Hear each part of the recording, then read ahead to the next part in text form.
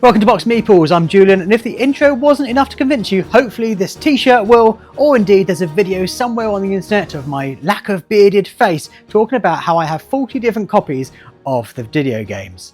So when I found out there was a tabletop game that was inspired by the video games that I love so much, I made a beeline straight to it at Essen 2024. I was so excited, I of course let out an immortal shout. Objection!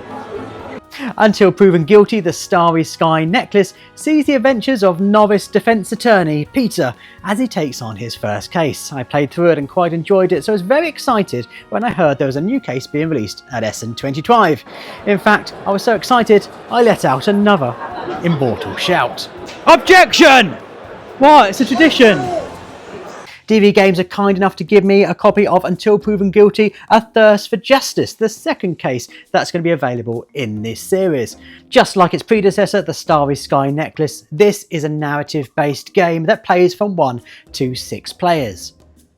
Now I'm going to be very careful as I show you the contents of this game, because giving too much away will rather ruin the surprises that unfold as the story progresses. For the most part, you're going to be turning over narrative cards and then trying to find things in your inventory that contradicts what's being said by the characters. Once you've decided what to present, you'll input the number into a web-based app. That will then tell you if you're correct or not, and if you've managed to somehow pick the wrong piece of evidence, it will gently steer you towards finding the right one. Successfully picking the right piece of evidence will help convince the jury that perhaps the person who's hired you isn't such a criminal after all, and maybe they are indeed innocent. Over the course of about an hour, you're going to be solving many of these puzzles, because as your inventory gets larger, it's harder to work out what you're meant to present to contradict some of the statements being said. Hopefully by the end though, you will have convinced enough of the jury that your client is innocent and you'll be a successful defence attorney. If all that seems very familiar from having played the first one, it's because it largely is a system that is unchanged. If you didn't like the first game, you're not going to like this one.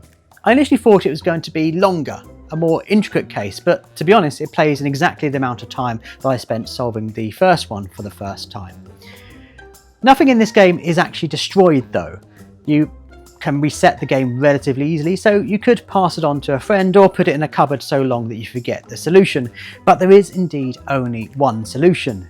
The game's not going to change on subsequent plays. Once you know who done it and where they've done it and how they've done it, and you've managed to find ways to prove your client is innocent, you're going to know for the next time, which rather removes the replayability of it all. Like the first game, this has got several bizarre leaps of logic. Often you'll know why a statement is incorrect, but you won't quite know what you need to do to prove that. Which piece of evidence, often they're very similar, do you have to present? But the good news is there's actually no repercussions, no real repercussions of presenting the wrong piece of evidence. There's no way of actually losing the game. You just kind of will eventually brute force your way through to the end just from purposes of resilience, which many may argue is actually a trait that's required in a defence attorney.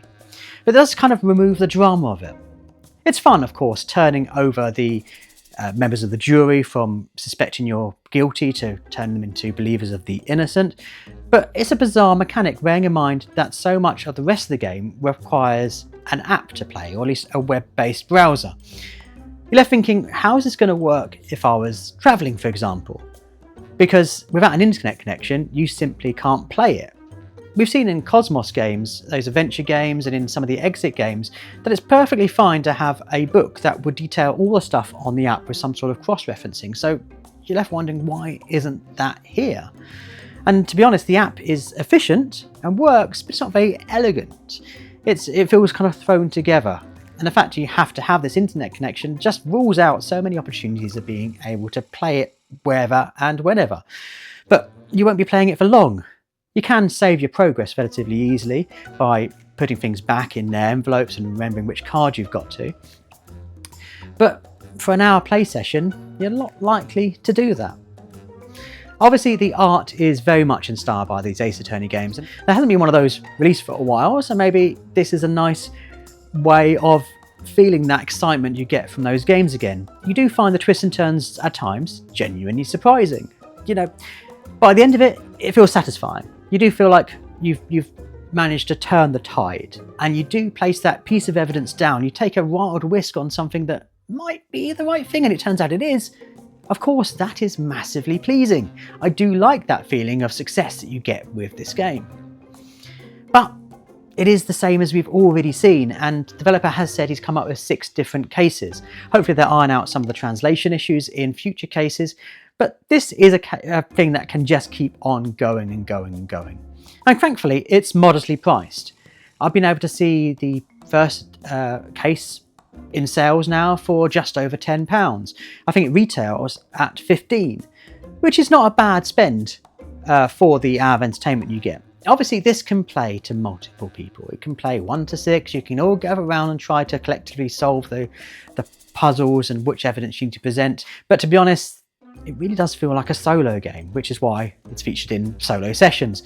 Because, yeah, you just feel much more at ease of having the evidence spread out in front of you, sitting down and going through the story itself. For me, I shall be looking forward to at Essen 2026 for hopefully the next case in this series, because it does scratch an itch for me.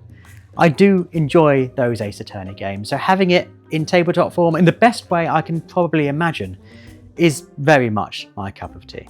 But is it your cup of tea? Do let us know in the comments down below. And of course, if you are new to the channel, please consider subscribing. We do lots of videos, not just on solo play, but all covering all sorts of board gamey things. So if that's what you're into, please, do subscribe. But as always, thank you so much for watching.